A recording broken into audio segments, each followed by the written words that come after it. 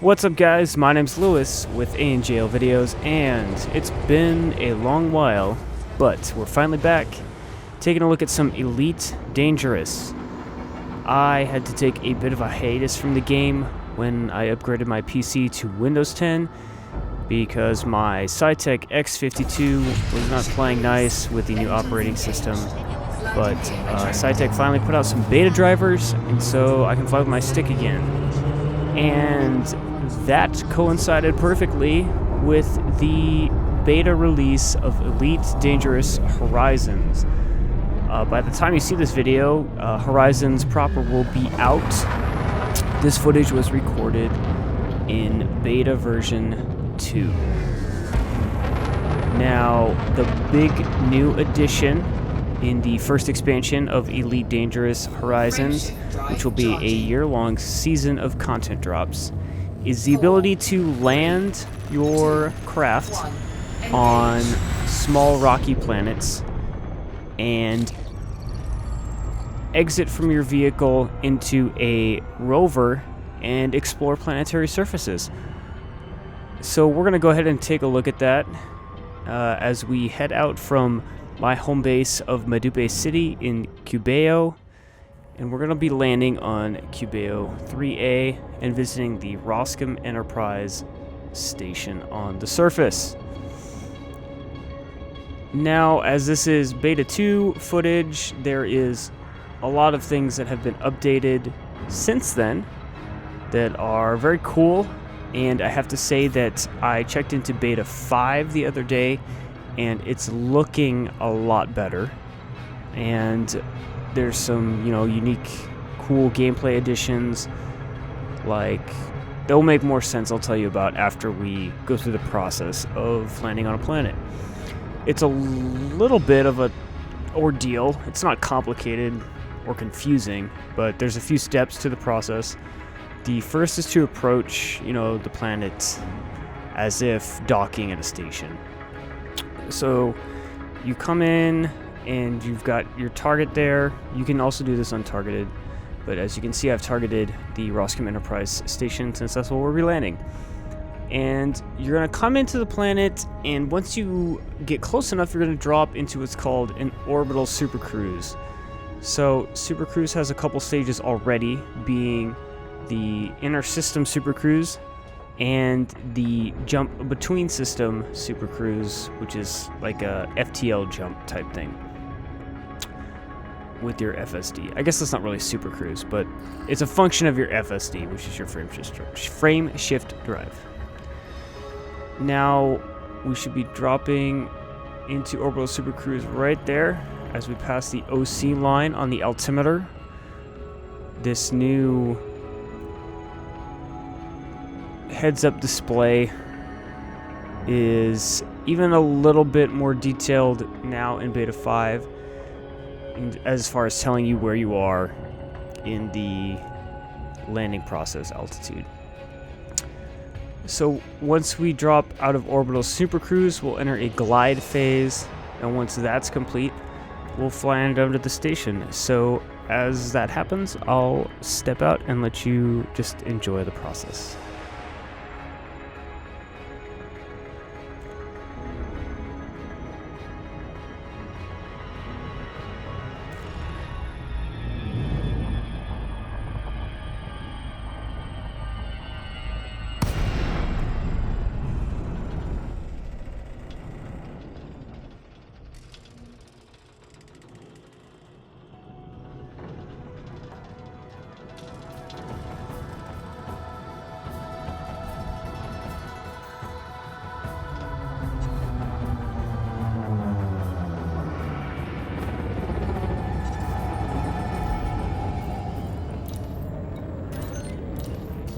Request granted.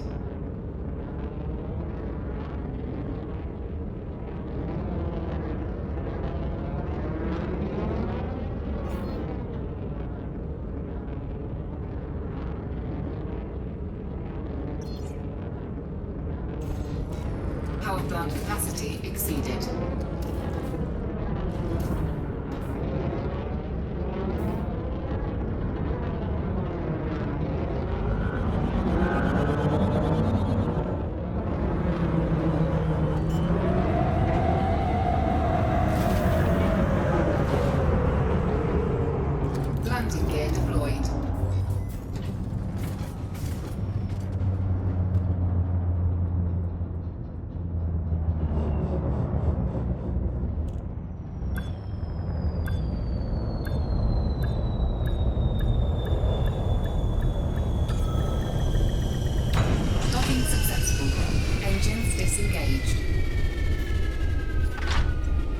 Now that I've successfully docked on station, we'll go ahead and take a look at my rover, which is a Scarab.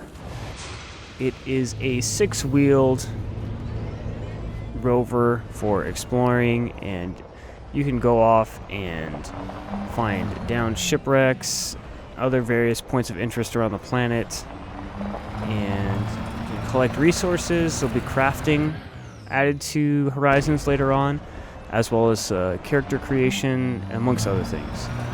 But we're just going to go ahead and drive around the station here for a minute. You can see these little flying drones. They are security drones that I'm assuming if you start shooting at stuff, they will aggro to you and become hostile. We'll go drive over and take a look at one. Other than that, you can see the various buildings that make up the station. And yeah. As I said, the textures on the surfaces of the planet are looking a lot better, all the way up in Beta 5, and I have a feeling it's going to look really nice and polished for the release on Tuesday. And it's been a lot of fun to check this out. It's very cool. I'm looking forward to playing this in the full release. One of the big drawbacks of the Scarab is that if you go too fast, a lot of these planets are low gravity, and you will find yourself bouncing around a lot, and it can be a little bit hard to control. Other than that, a few other things to note is that you will have to map controls for the Scarab. As far as the beta is concerned, at least, it did not auto-map any of my previous controls for the ship to the Scarab, so you'll have to manually go in and map some Scarab controls, which I have not done much of. I just did the driving stuff so I could check it out for this video and take a look. But once the game's out, I'll be spending some time doing that. And the other thing you need to remember is that to get back onto the ship in the station from your Scarab, you need to request docking from the station again, which it took me some Googling and forum looking to figure out. So remember that, and redocking with your ship is a lot simpler if you're just out in the wild. You can land anywhere on this planet as long as you can touch down safely. And we're going to go ahead and point this thing up at the sky and get out of here in a minute. It's pretty straightforward. Just enter Super Cruise once you're high enough, and away you go. So I'll let you enjoy the flight back to base.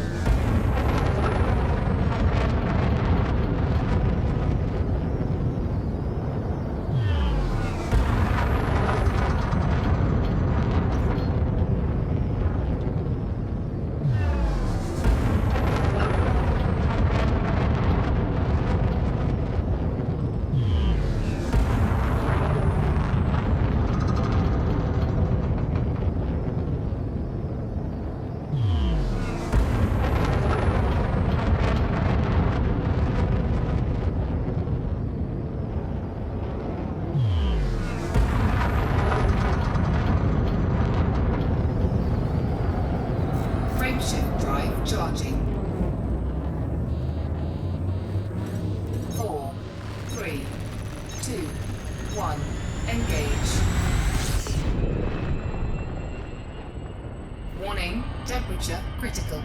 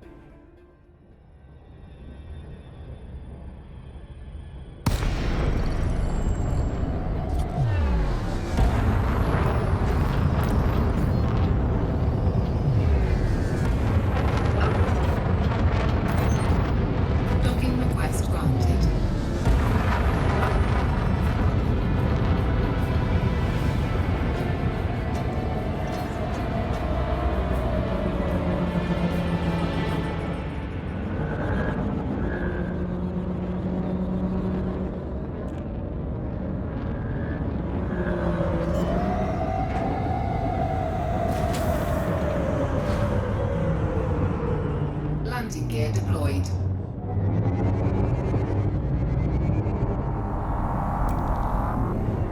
Alright, there's one last thing I'd like to show off before we get out of here, and that is some of the new ships that will be included with Horizons. I only was able to find one in my home system in the beta, which is the heavy version of the, what's it called, the Viper. And it's pretty similar in appearance, but it's a little bulkier, heavier. It's got a few more hard points. It's a little more of a heavy fighter instead of a fast, nimble ship like the original Viper is. So we'll go ahead and you can take a look at the Viper Mark IV. And as we take a look at the ship, I'd like to thank you for tuning into this video. Make sure to stay tuned to the channel. I'm hoping we'll be doing a lot more one-off looks at games as we go along here. And thanks for tuning in. Hopefully more Elite videos to come once Horizons is out all the way. And I'll see you guys next time. Visitors are welcome to warmly this facility and to Imperial Sovereign Territory, where excellence is the standard.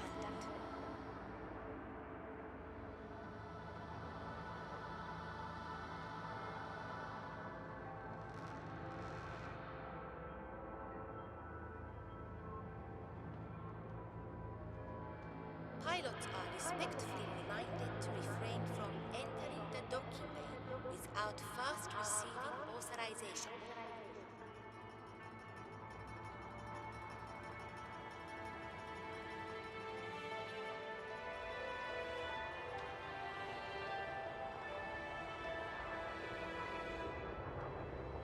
This facility requests that all pilots observe safe speeds when traversing the docking